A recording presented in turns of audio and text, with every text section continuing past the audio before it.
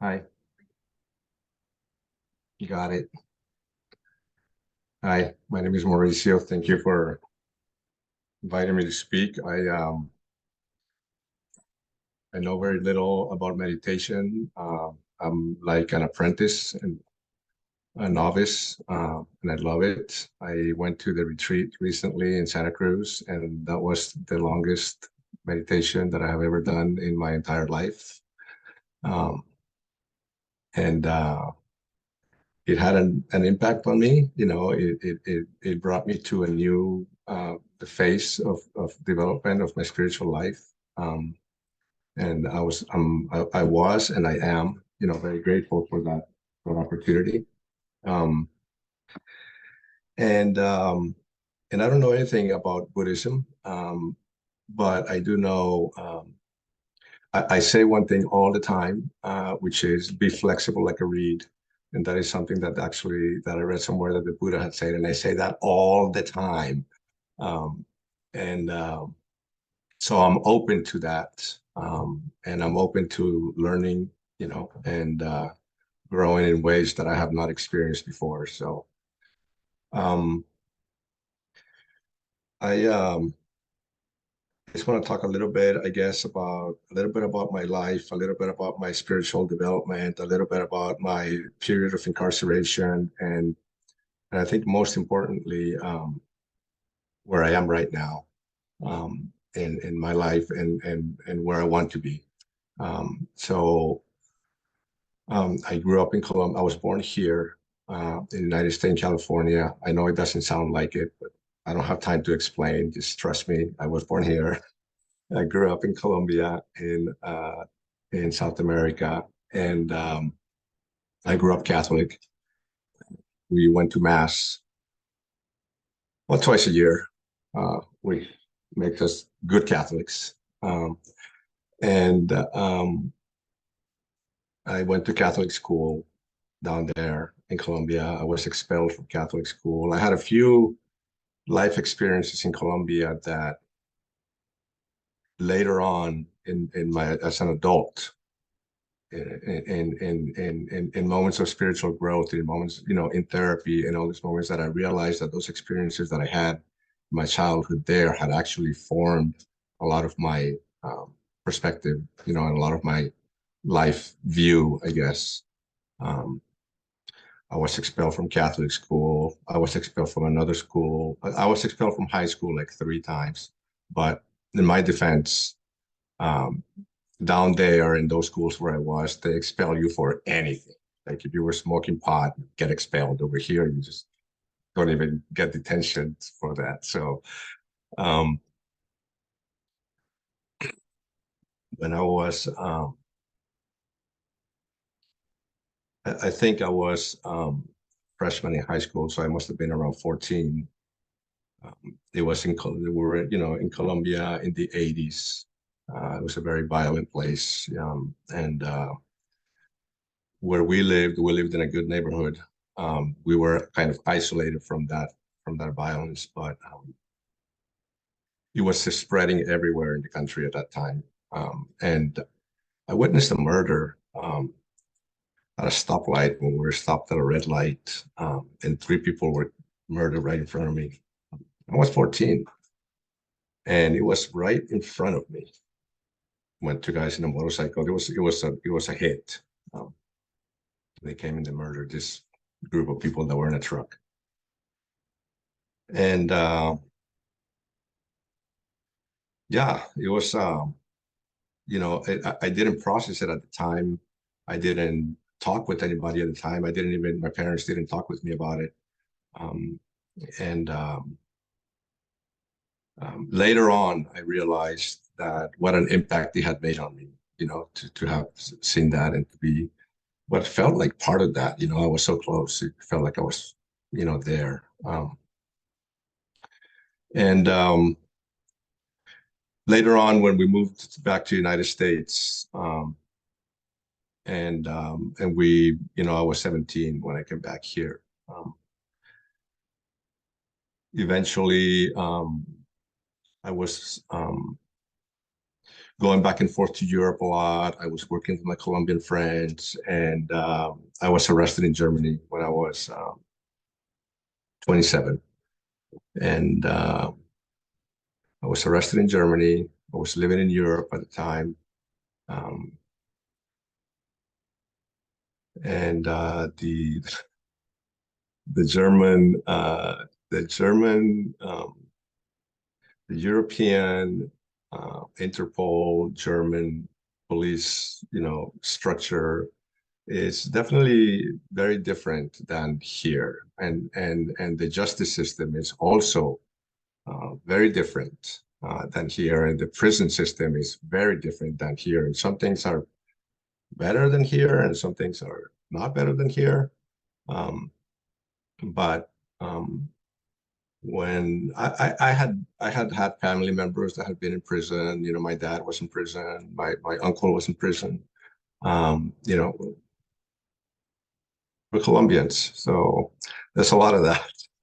Um, and look, I laugh about it, and I make fun of it, and I'm okay with that. I don't take myself, seriously, so much in that way. So I just want to be clear that I'm not really like making light of it, but I am making light of my situation. Yes. And so when I went to prison, when I was arrested, getting arrested.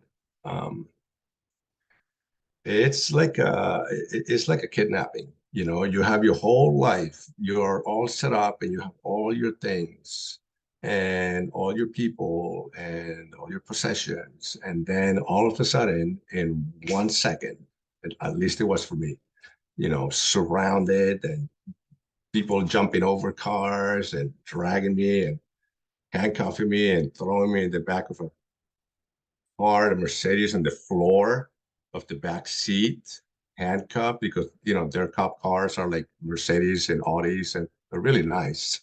And so in the back on the floor, it was not like a cop car, in the floor with two guys with their feet over me. I'm handcuffed. It's like a kidnapping. Um, and then of course, I know what it's about. I know what I'm doing. I know what I know what situation I'm in. But I mean, I get taken out of my life and then dropped in a hole and incommunicated with the rest of the world for a period of 20 months, um, with when what they call Untersuchungshaft, which is pretrial detention. Um, and isolation. You can't communicate. You can write letters, and people can write you letters, and they go, they get photocopied and sent to the district attorney. So you have to be, very careful, what you write, and you cannot make phone calls. So, but the letters take months because they have to go and they have to go to the district attorney. They have to get photocopied. They have to get translated. They have to be read, and then if they are deemed appropriate, then they can get sent, and then the response comes 3 months later to what. In the meantime, anyway, it was difficult. I was in a special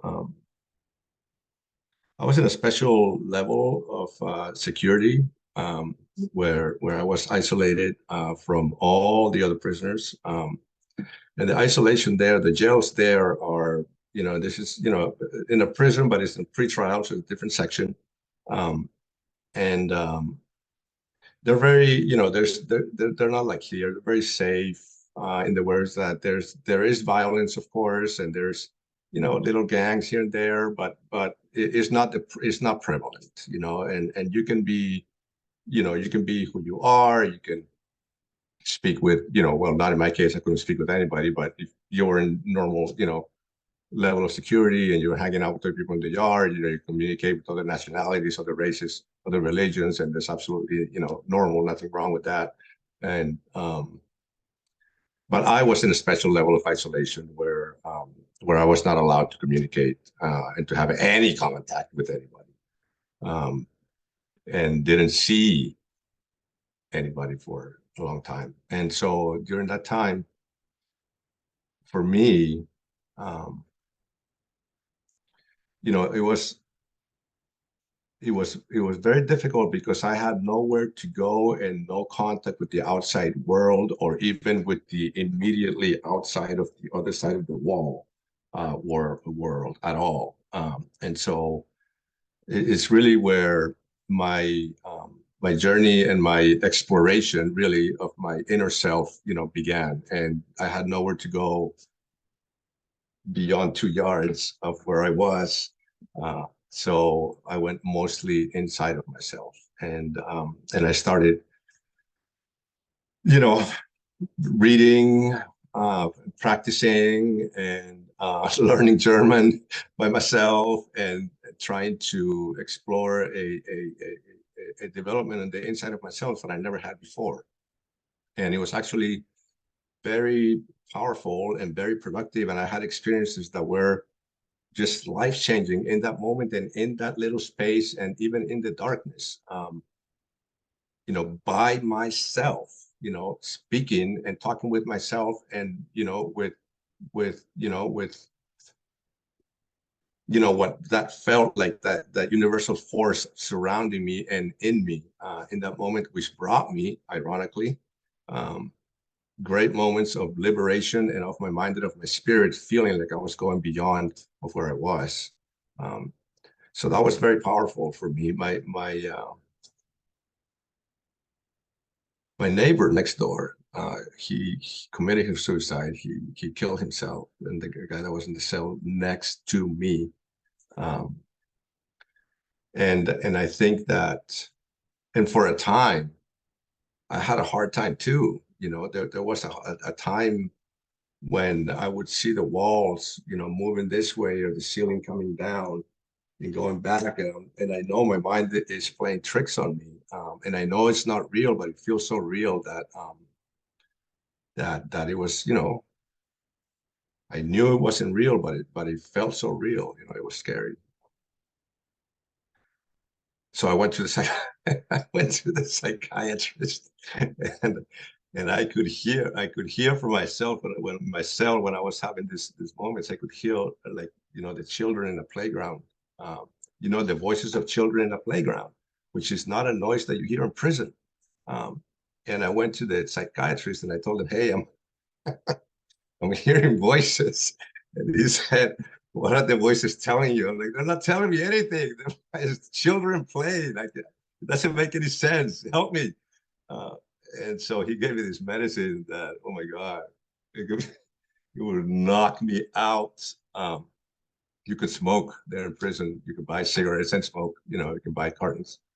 And I was smoking at the time, and I would like light a cigarette on that medicine. I would light a cigarette, and when I looked again, it was completely gone. I had not even smoked it once. That's how the time went by. It was crazy. Um, and When I finally was sentenced, and that's the other part of their system there is that just looking at the time here, Newt or Nancy, if I'm going for too long, please just mute me. Okay, it's okay. All right. Um, the justice system over there is very different than here. And when I was finally sentenced, I received the maximum sentence for my offenses, which was 11 years. Over here, I would have received triple digits, without a question. Um, and and I was able to do half of my sentence as a foreigner. I would do half of my sentence and get deported to the country of my birth, which was here. So when I was there, sentenced, went to the other part of the prison, and there's like a yard and grass, and we could go out to the yard, and there was sun, um, and the prison system, is very respectful. The guard, you can wear your own clothes. The guards have to call you Mister and your last name, and you have to call them by the same thing, or you have to call them officer. So, Herr Magard, her Messerschmitt, or Beamte, which means officer, and you have to call them that, and they have to call you the same thing. So um, you can work, you can get paid. When I got there, I was working in the wood shop. I did an apprenticeship. Where it's like that they teach you a trade if you want it, and I wanted it. And so I did an apprenticeship for 3 years for woodworking, a trade that I'm practicing today. Um, and I was making $350 a month. And that was very little at the time. It was below minimum wage. And then there was a class action lawsuit of some prisoners that got together, and there was a class action lawsuit, and then actually won. And they were forced to pay us minimum wage. So everybody's salary went up to about $1,200 a month. Um, and But we had to pay cable, which was like $35. So it's like, no problem. We'll pay the cable. And we got the raise, and it was a great thing. People would, send the money to their families instead of asking for money. Um, and, you know, be able to have, some level of, comfort and dignity, still being, within a prison, because the punishment is really to be separated from society. That's what the punishment is. The punishment is not to make you suffer and to make you hurt and to make you, subject to violence and subject to, you know, being in a gang and killing or hurting or, or being hurt. That's not the punishment. That's revenge. And over there, the system is more about, really trying to help you become a better person. I'm convinced that I did. I became a better person because I had that support from them. I mean, the guy that ran the education program, he would go around begging people to participate on a apprenticeship, begging people to go and become a welder or a baker or a woodworker. We had all those shops in the prison, and the school of the prison, which was half inside the prison and half outside the prison, was the school for that area. So there were students that came in from the outside to the school, and the prisoners would go to the school, and then they would all be in class together, 2 days in the classroom, 3 days in the shop. Um, and and and then, of course, they would go out that way, and we would go through the tunnel. Um, and so there was that kind of contact. I was in the basketball team. All the guys in the basketball team. I don't play basketball well, but all the guys there were Americans in the basketball team. These guys from the army, and they like me. So, like, you're playing with us, like, I'm in. So we played against college teams in the prison gym. We would always win. Again, I didn't. I was like in the back, just kind of like helping. But those guys were really good, really good. Um, and so there was that contact. Um, and Yes, of course, I was separated from my loved ones. I was in a different country. I had that hurt, that isolation, that pain. But at the same time, I was not, that was the punishment, I was not having added pain on top of that, of this circumstances in there. Um, when I was released, I'll try to speed this up. In 2001, I had not realized that my alcoholism and my drug addiction had taken such a hold on me, and my life. Even though I had a beginning of a spiritual awakening there while in prison, um, when I was released, my addiction took a greater hold on me, and it destroyed my entire life, until I finally got sober in 2009. And so during that time, during the year of my release in 2001 and 2009, I had some contact here in the United States with police, minor things, regular, the black and white, no big deal. Didn't go to prison, just jail, boring. But all as a result of my addiction, And so when I got sober, um, since that moment, uh, I've never even had contact with the police.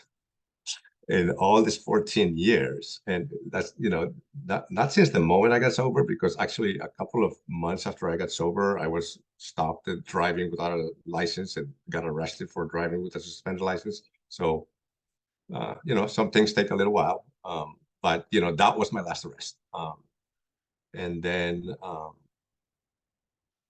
it's really what began um, my real journey to, in the same way that I had been um, a force before and part of all the activities that in the end caused harm, you know, and it caused harm to people in many ways in Colombia and in Europe.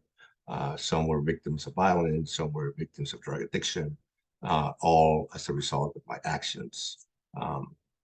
So I did not come to terms with that until I was, separated from drugs and alcohol and well into my sobriety and well able to, take ownership and acknowledge of, what my path was, what my harms were that I had done.